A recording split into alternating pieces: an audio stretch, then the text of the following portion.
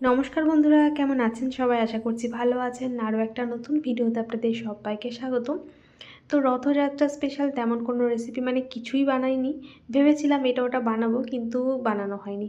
তো আজকে রথ ভাবলাম যে আজকে কিছু একটা বানাই। আর বর্ষার সময় এই সময় একটুখানি তেলে ভাজা এরকম খাবার খেতে কিন্তু বেশ ভালোই লাগে। তো ভাবলাম যে বাড়িতে সবাই এই গুড় পিঠে বা তেলের পিঠে যে যেটাই বলেন না কেন, আমরা গুড় পিঠেই বলি। তো এটা খেতে বেশ ভালোই বাসে। তো ভাবলাম যে চালের গুঁড়ো রয়েছে, ফ্রিজে কিছুটা নারকেল কোড়াও ছিল।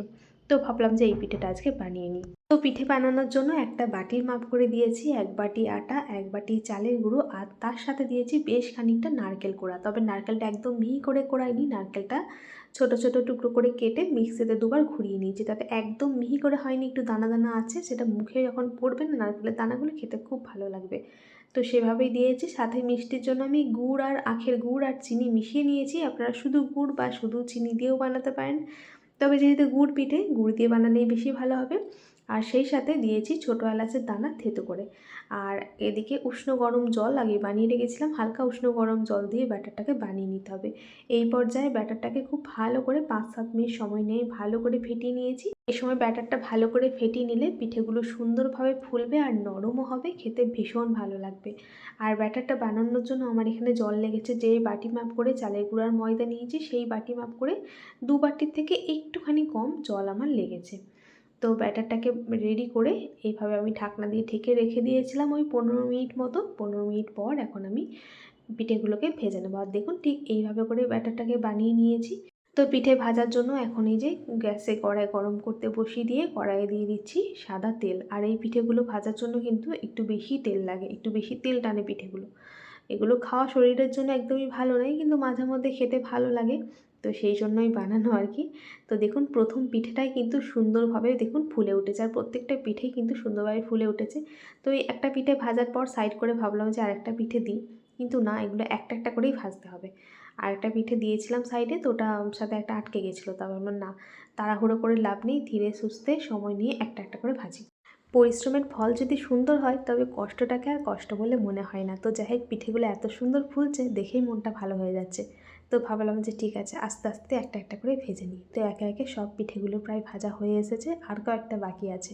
আর দেখুন প্রত্যেকটা কিন্তু একই রকমভাবে সুন্দরভাবে ফুলেছে। আর আমি একটা হাতার মাপ করে যেহেতু একই পরিমাণ ব্যাটার দিচ্ছি, তাই পিঠেগুলো সব প্রায় ওই একই, দেখতেও প্রায় একই রকম হয়েছে। তো এই পিঠেগুলো ব্যাটার বানানো তো সহজ, বেশিক্ষণ লাগে না, কিন্তু ভাজতে একটু সময় লাগে। একটা একটা করে ভাজতে হয়, তো বেশ অনেকক্ষণ সময় নিয়ে ভাজতে হয়। এই পিঠেগুলো গরম গরম খেতে ভালো তো অবশ্যই লাগে, তবে তার থেকেও আরও বেশি ভালো লাগে যখন বাসি হয়। বাসি পিঠেগুলো দুধ চায়ের সাথে খেতে কিন্তু আরও দারুণ লাগে আমার কাছে। এই যে সব পিঠে আমাদের ভাজা হয়ে গেছে, সব কটা পিঠে কিন্তু সুন্দরভাবে ফুলেছে।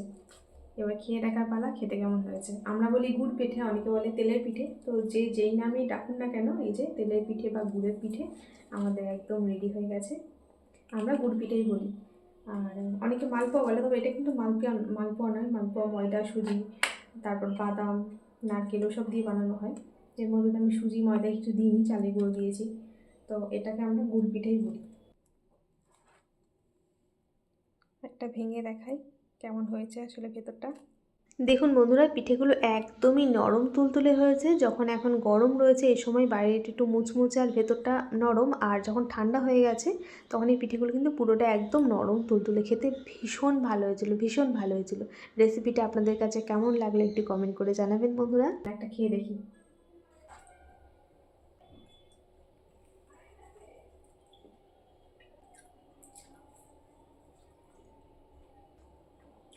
ভেতরটা নরম, বাইরেটা মুচমুচে, খুব সুন্দর হয়েছে খেতে।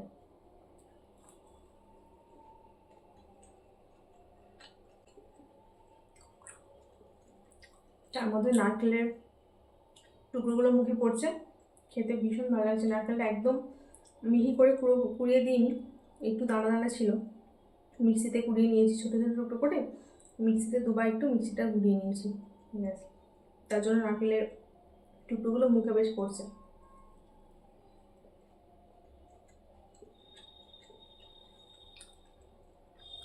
আমি এখন পিঠে খেতে থাকি, আর ভিডিওটা এখানেই শেষ করছি।